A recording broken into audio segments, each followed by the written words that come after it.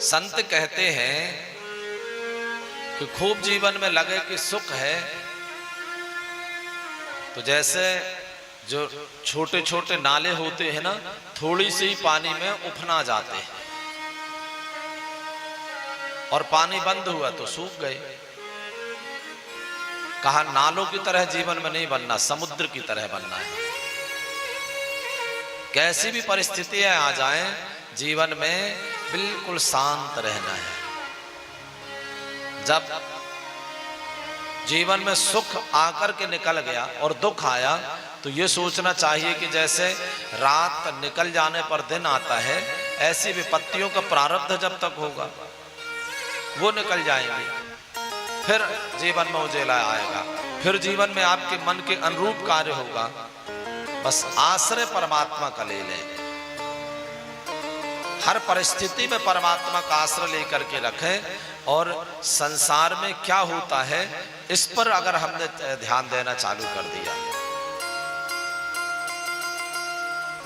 तो माई बाप उलझनों में उलझते जाएंगे। इसलिए संत कहते हैं कि सुलझें उलझे नहीं।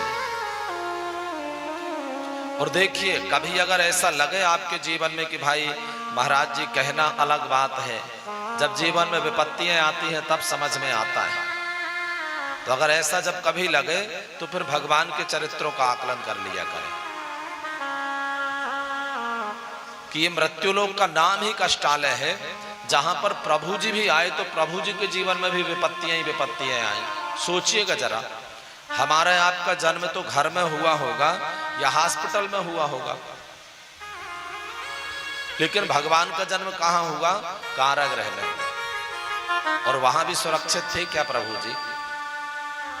जब बालक का जन्म होता है तो कितनी सावधानियां रखनी पड़ती हैं, कितनी सुरक्षा रखनी पड़ती है कि ठंड नहीं लग जाए, कोई बीमारियां नहीं आ जाए, कोई दिक्कत नहीं हो जाए। ऐसे समय पर भगवान का जन्म हुआ कि भाद्रपद माह बरसात में, और उन कठिन परिस्थितियों में कारागृह से निकल करके भागे, और दूसरों से खतरा नहीं था, अपनों से खतरा था, अपने सगे मामा मारने को तैयार। और प्रभु जी यहां से निकल करके गए तो वहां जाने के बाद भी क्या सुरक्षित थे? 7वें दिन पूतना पहुंच गई। अभी अभी भगवान संभले ही थे कि कैसे कैसे राक्षस आने लग गए, कैसे कैसे विघ्न आने लग गए। भागते ही रहे भगवान, चलते ही रहे। इन परिस्थितियों में भी कभी आपने देखा कि प्रभु जी किसी मंदिर में बैठ के रो रहे हो, कभी रोने की मूर्त हो उनकी? हर समय पर प्रसन्न रहे।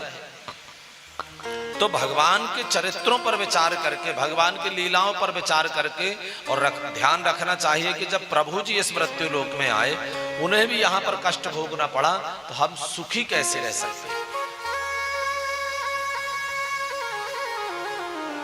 इस संसार में तो आए हैं माई बाप केवल बैंक बैलेंस कर लें, जो यहां से दूसरे लोगों में रुपए काम आने वाला है।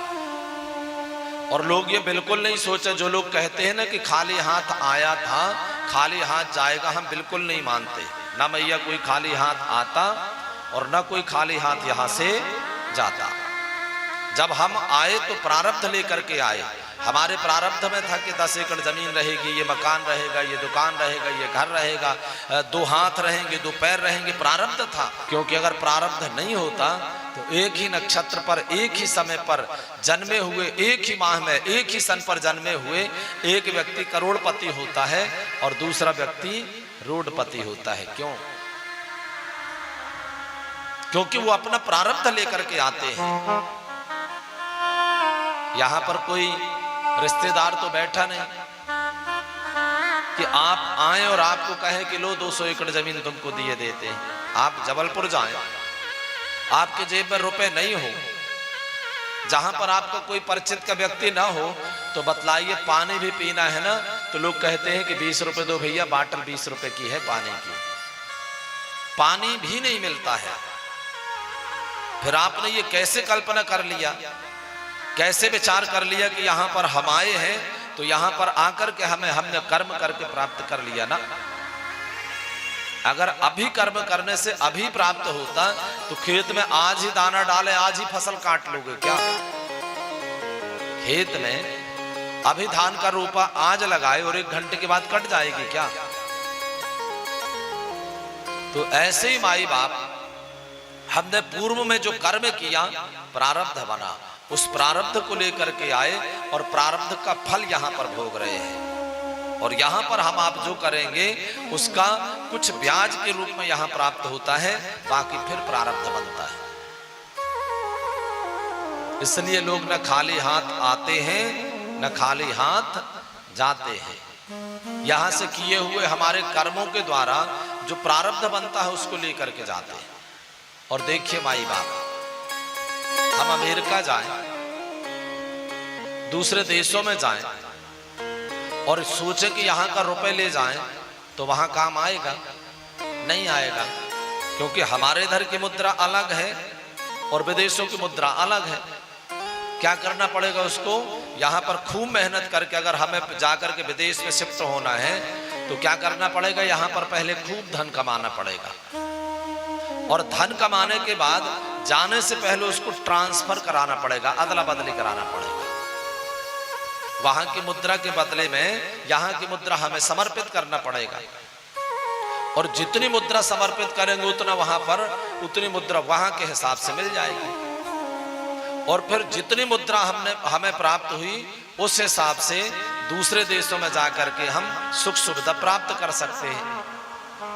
ऐसा तो नहीं कि वहां पर गए तो हमें ज्यादा मिल जाए ना, हमारी मुद्रा के हिसाब से वहां की मुद्रा का ट्रांसफर होगा। इसी प्रकार से माई बाप हमें यहां से दूसरे लोकों में जाना है और ऊपर के 7 लोक हैं, नीचे के 7 लोक हैं, उसके बाद फिर भगवान का धाम है। जहां भी जाना है वहां का रिजर्वेशन अलग से होता है, वहां पर मुद्राएं अलग है, यहां पर हमें उसका ट्रांसफर कराना पड़ेगा। और कैसे ट्रांसफर कराना पड़ेगा? आपने 10 रुपए किसी जरूरतमंद को, किसी गरीब को दान कर दिया, माई बाप वो 1000 गुना श्रेणी में आपके खाते में जमा हो गया।